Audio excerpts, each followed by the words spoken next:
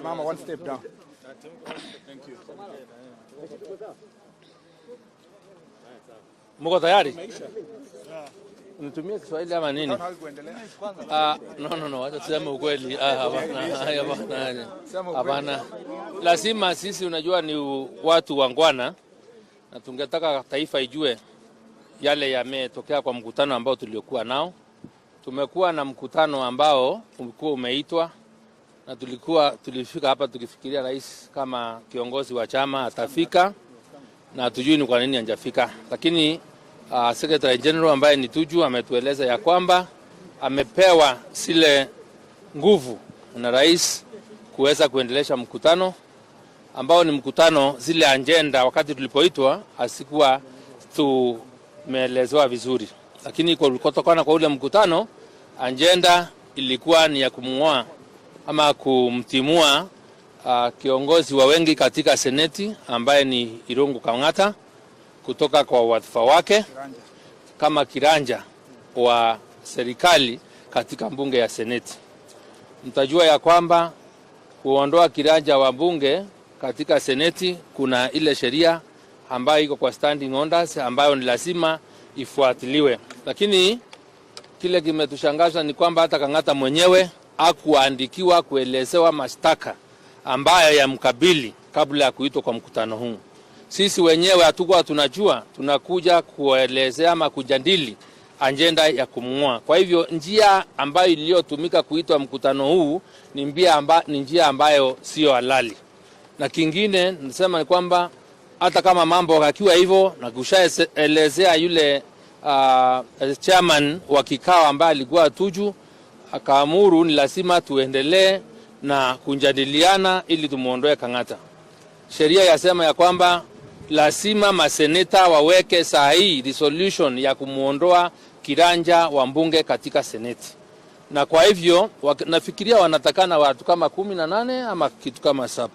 So sisi wenyewe wale walio hapa tumekataa kuweka hiyo resolution kindole sababu hatuoni makosa ama sababu ya kumuondoa Kang'ata. Tumewaacha kama wanataka kufanya forgery vile walikuwa wamefanya zile zingine, wao wenyewe wasifanye, tujue watatoa wapi wa kumuondoa Kang'ata sababu nambari zile ambazo zinazotakikana aziko na hawana na hawatazipata.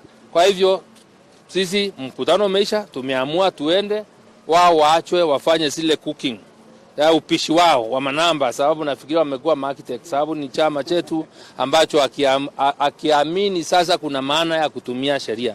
Kwa hivyo umefika wakati wa kutia sahihi katika wakati umefika na ile form ya resolution kupelekwa round ndio tumeikataa na wao wengine tumewaacha. Kwa hivyo na kulingana vile nambari zilikuwa katika kule nyumba zilikuwa chache sana, kwa hivyo hawawezi kusipata hizo nambari. Kwa hivyo nitamuomba Bwana Murkomen useme jambo. We can say in English, right? Yes, English. Okay. First of all, we want to say that the events that have happened at KICC here in the Senate PG of Jubilee are regrettable. The party leader promised to attend the meeting, and actually the security and everybody was here waiting for him. I think they never expected that a certain faction of the Jubilee will be attending. And because we came on time, by 10 a.m., they advised the president not to come. And so the president was unable to come because we came in good numbers. As you can see, we are standing here in solidarity with our brother, Senator Kang'ata. Number two, we were only 24 in the room. And out of the 24, you can see how many of us are here. We are 9, I suspect, yeah. Because I had counted also when we're... 2 who have stepped up. Yeah, and Senator Ali of Wajir spoke in the meeting and said if Kang'ata is going to be removed because of his comments on BBI, he will not sign for his removal. So we are sure that Senator Ali of Wajir walked out in protest and said he's not going to sign the list. So about 10 of us, let me start with that. I will tell you that the Jubilee coalition in the Senate has 38 members. 3 are illegally there because KANU are not supposed to be part of the coalition. The coalition agreement was not sanctioned well. But be it as it may, we have 38 members, including those of KANU who have been accommodated illegally. Of the 38, you need 20 senators to sign the removal of any leader from office. Of the 20 senators, I can tell you without any fear of contradiction that they only have about 15. They cannot fill 20 senators. So what is going to happen this afternoon, most likely, as they have done before, is that Speaker Lusaka is going to do his normal fraud to announce figures that do not exist. And I am sure he will not even make a ruling. He will do exactly what he did to us. He will just say, I have received a letter from Jubilee.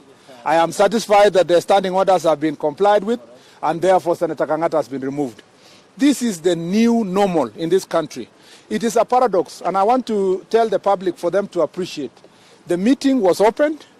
I was given a chance to speak. Senator Langat, Senator Lelegwe, Senator Cherargei, Senator Cheruiyot, Senator Ali, Senator Linturi. None of the people who spoke supported the removal of Kang'Ata. All the others just kept quiet. And as I told you, there were few. And the charges, we asked that Senator Kang'Ata be told what are his charges. Well, first of all, they asked Kang'Ata to resign. Kang'Ata said he's not going to resign. We asked that they give us the charges against Kang'Ata. They said that he wrote a letter against the BBI in Mount Kenya region. And we asked them whether they sent a letter of show cause to Senator Kang'Ata. They did not. So we opposed that process, and we asked them to do a proper letter to Senator Kang'Ata to show cause. Let him respond to that letter. Let us be called to listen to the charges against him, and then members will be allowed to vote. The Secretary General was cantankerous, banged tables and terminated the meeting abruptly. And we want to say here that without any fear of contradiction, that this Jubilee Senate team, those who have been chased from various committees, those who have been chased from leadership, we are now more than those who have remained. And now we are going, it's a very sad story of Jubilee. Those who are out are more than those who are in. Because we have an existing caucus, we are going to accommodate Senator Mwaura and Senator Kang'Ata, and perhaps we will even make Kang'Ata a leader of our caucus now, yeah, of the people who have been removed. And if the Senate was run fairly, we would even be able to produce the majority leader from our caucus and the deputy majority leader and all the leadership of the Senate. So we have opposed this process.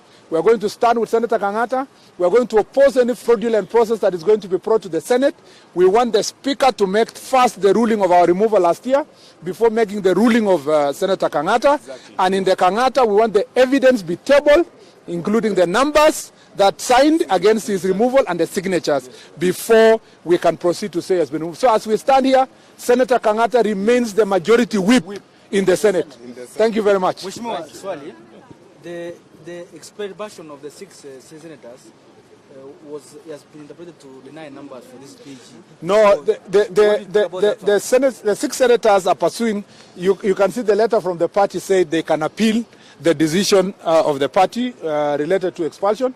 That does not make them that they are not senators. They are still senators. But they were not attend this meeting. They didn't attend this meeting because they were not invited. They were not invited to the meeting. It also said that the decision to expel them was immediate. That means that they could not have attended this meeting. But also in the same letter says, but they can appeal. So meaning the expulsion cannot take effect until the appeal process is over. Yeah. The meeting today had been called before they were able to appeal. So any decision to be made doesn't count the mean. 6. For as long as the standing orders stand, that they are Jubilee, they are senators in the Jubilee party. And you know the process of removing a senator is a long process. So for as long as they are senators, the standing orders, when the Speaker is following the standing orders, he must count all the senators of Jubilee. These are the issues of shenanigans that are happening here are not within the law. for until they are not Jubilee, until there are new senators that are coming to replace them, they are Jubilee senators. And their process of appeal still subsists. It's ongoing. And I'm sure that they are going to get the necessary remedies. The party itself has admitted via its letter that they have a right to appeal. And the period of appeal has not collapsed. So it has not lapsed. So there is no way you can conclude that they are no longer senators when they can still have that option of exercising appeal. So thank you. Like you are the underdogs in the Jubilee government, a government you participated in forming. Why don't you move out? We are in Jubilee. We are the majority, so we move out from where? Because it is only the government that is run. The people who are running government now are the minority. Yes. So the rest of us are running the party. Why could the majority? And we may not be running. They have taken over the party headquarters, but the party members are this majority. And you saw them yesterday. Yes. But you don't need Kang'Ata, Sawa. Yeah. Yes, I was invited. We were all of us who are here were invited to the meeting. Yeah. Let me take this opportunity to thank those senators who have spoken in that meeting. All senators who have spoken in that meeting have supported me. No single senator spoke in that meeting against my leadership at all. And secondly, of course, in the worst case scenario where this seat actually moves to another person, I will be gracious. I will remain a person who respects everyone, and therefore I will not insult anyone. Be that as it may, the very fact I have been able to reach here to lead the Senate, notwithstanding my age, the fact that my parents are just poor mechanics, hustlers, in Moranga town. So I thank God and also the confidence my colleagues had in my leadership. The Bible tells us that the truth shall set us free. Exactly. The Bible also tells us Shadrach, Meshach, and Abednego were thrown in the fire, but they never get burned. Mr. Daniel was thrown in the lion's pit. And was not eaten up by the lions. So notwithstanding whatever tribulations I am undergoing today, I will remain a person who is steadfast, who talks the truth. Because even the Bible tells us the truth shall set us free. What I wrote concerning BBI, I did not insult anyone. I did not at all belittle the government at all. I even offered solutions. But imagine, today I'm being kicked out just for speaking the truth.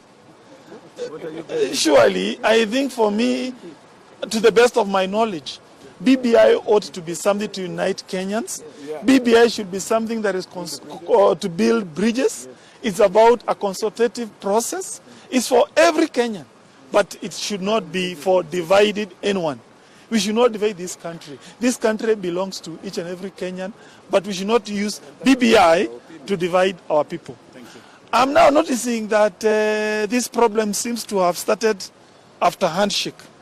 Now imagine the guy of handshake becoming the president of this country. Imagine the kind of tribulation we'll be undergoing. I would only urge the government only one thing. In my letter, I had urged the government to take care of the people of Mount Kenya region. In particular, issues of coffee.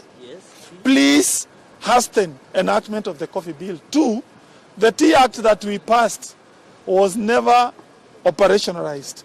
Please embed that tea into actual practice. Finally, issues concerning infrastructure in our region, they need to be completed so that the problems that our people are facing in our region are remedied. Thank you and God bless.